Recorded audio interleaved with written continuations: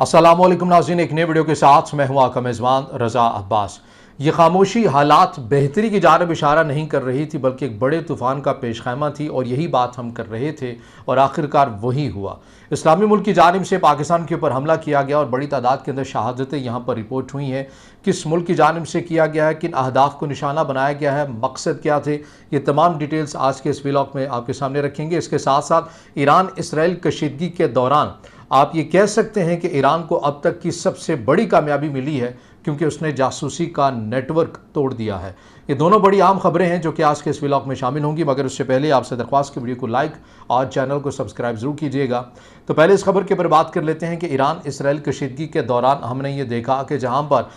ये तारीफ़ें की जा रही थी कि अपने तमाम तर दिफाई कमज़ोरियों के बावजूद ईरान ने जिस तरह से मुकाबला किया और ख़ुद इसका एतराफ़ अमरीकी सदर डोनाल्ड ट्रंप की जानिब से किया गया, तो वहीं पर ईरान की अपनी इंटरनल कमज़ोरियों के हवाले से भी बातें हो रही थीं कि आखिरकार क्या वजह है कि ईरान के इतने सिस्टम के अंदर तक आप ये कहें कि जासूस गद्दार पैदा हो चुके हैं कि ईरान की जो खुफिया एजेंसीज़ हैं वो ख़ुद इस चीज़ से गाफिल नज़र आती हैं, या फिर उनके भी कोई ना कोई ओहदेदार इस मामले के अंदर मुलविस नज़र आते हैं। ये बातें अपने तय मौजूद थी, जैसे कि ईरानी जर्नल निशाना बने, ईरानी साइंटिस्ट निशाना बने। लेकिन इसके साथ एक और बात बड़ी अहम और हसास थी, वो ये कि ईरान की जो जौहरी तनसीबात हैं उनकी जो एग्जैक्ट लोकेशन है, और लोकेशन तो आपको मालूम ही है कि यहाँ पर है, उस लोकेशन के अंदर भी कहाँ एग्जैक्टली काम हो रहा है, कहाँ पर मशीनरी ज़्यादा लगी है, वो जगह जो है वो किन्होंने दूसरी जो क़ुव्वतें हैं उन्हें फ़राहम की। इस हवाले से भी बहुत ज़्यादा ईरान के अंदर एक तशवीश पाई जाती थी, और नतीजा यहाँ पर ये निकला। और ये पहली बार नहीं है, इससे पहले भी हमने एक वीडियो बनाई थी जिसमें आपको ये बताया था कि ईरान के अंदर ये सोच बहुत तेज़ी के साथ पिनप रही है कि IAEA जो कि आलमी इदारा है और उसे एक आलमी मुआहदे के तहत ईरान ने इन अहम और हसास तनसीबात की एक्सेस दे रखी है, ये दर हकीकत हमारी इंफॉर्मेशन को लीक करती है। मगर तब तक ईरान के पास कोई ऐसा मुस्तनद किस्म का कुछ सबूत नहीं था। लेकिन अब ईरान इस कशीदगी के दौरान इस नतीजे के ऊपर पहुंच चुका है कि ये जो लोकेशन हमारी एग्जैक्टली बताया गया है कि इस शहर के अंदर ये जगह है,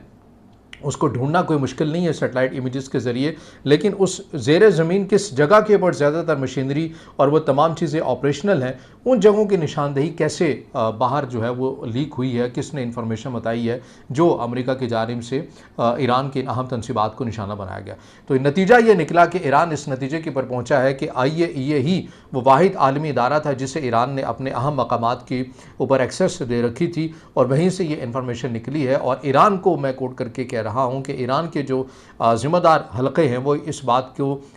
के ऊपर बिल्कुल उन्हें यकीन हो गया है कि ये जो हमारे साइंटिस्ट बहुत तेज़ी के साथ इन्हें निशाना बनाया गया है, ये इन्फॉर्मेशन भी यहीं से निकली है, क्योंकि उन्हीं साइंटिस्ट का जो एक तबादला रहता था गुफ्तगू का, वो इन्हीं इदारों के साथ रहता था, और उन्हीं साइंटिस्ट की जो डिटेल्स हैं कि वो कहाँ पर होते हैं, किस शहर में होते हैं, किसके क्या स्किल्स हैं, किस हद तक है, और उसको ईरानी साइंटिस्ट के अंदर क्या अहमियत हासिल है, ये तमाम चीज़ें जो हैं वो बाहर निकलती रहीं और दुश्मनों के हाथों, ईरान के दुश्मनों के हाथों जाती रहीं, और फिर उन्हीं इन्फॉर्मेशन को इस्तेमाल करके सही और एक्यूरेट तरीके से निशाना बनाया जाता रहा अहदाफ को। तो अब ईरान ने क्या किया है, ईरान ने, जैसे कि हमने पहले बताया था कि ईरान की जानिब से ईरान की पार्लियामेंट ने एक जमहूरी अंदाज में IAEA के साथ जो अपना मुआहदा था उसे मुअत्तल कर दिया।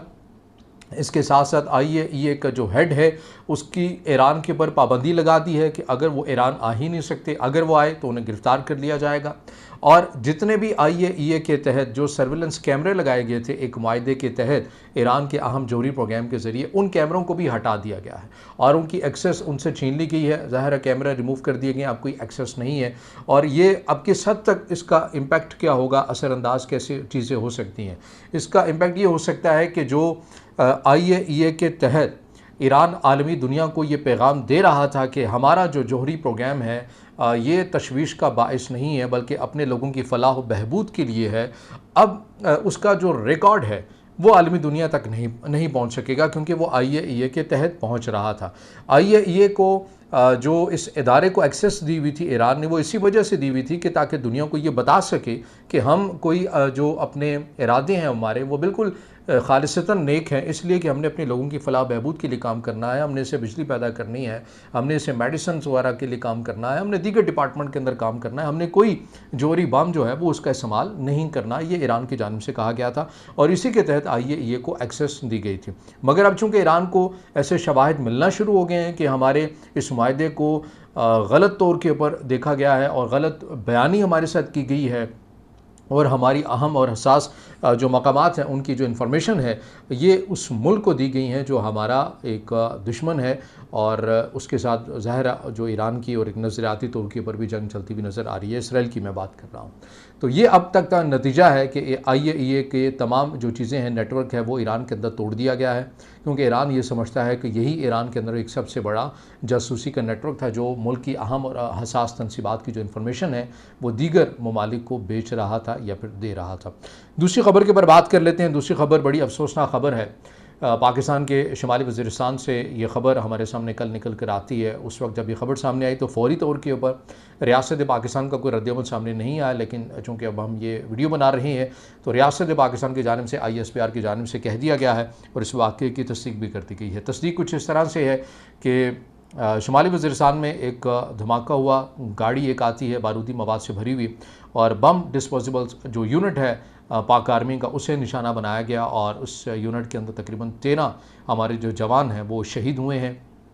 और बताया ये जा रहा है कि धमाका इतना शदीद था कि आसपास के जो घर थे, उनकी इमारतें थी, वो भी हिल गईं और इसके अंदर ख़वातीन और बच्चों के कुछ ज़ख्मी होने की भी इतलात हैं और कुछ के शहीद होने की भी इतलात आ रही हैं। अब ये आने वाले वक्तों के अंदर मज़ीद जितनी भी कैजुअलिटीज़ हुई हैं उनका एक नंबर्स आ जाएगा, लेकिन जो जवान हैं पाक आर्मी के इस यूनिट के बम डिस्पोजेबल यूनिट के, वो 13 जवान ISPR की जानिब से तस्दीक की गई है कि वो शहीद हुए हैं। अब ये हमला किया किसने है? ये हमला बेसिकली हाफिज़ गुल बहादुर ग्रुप का एक, आप ये तो नहीं कह सकते कि फितनतुल खवारिज के नाम से किया है, यानी जिसे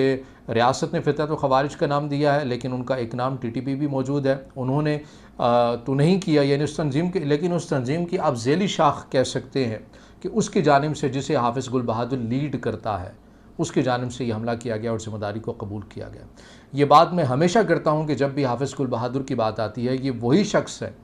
जिसे एक वक्त में हमारी इस्टेब्लिशमेंट गुड तालिबान के नाम से जानती थी और कहती थी कि नहीं ये बहुत अच्छा है, ये कभी हमारे मुखालिफ नहीं हो सकता। आज देख लीजिए कि वो क्या जो गुल बहादुर है वो क्या क्या गुल खिलाता हुआ आपको नज़र आ रहा है। तो नाकामियाँ हैं रियासत की, जहाँ पर हैं हम वहाँ पर तनकीद भी करते हैं। मौजूदा जो इस्टेब्लिशमेंट है वो ये कहती है हमने गलतियों से सीखा है, अब हमने किसी भी किस्म की कोई नेगोशिएट इनके साथ बात नहीं करनी।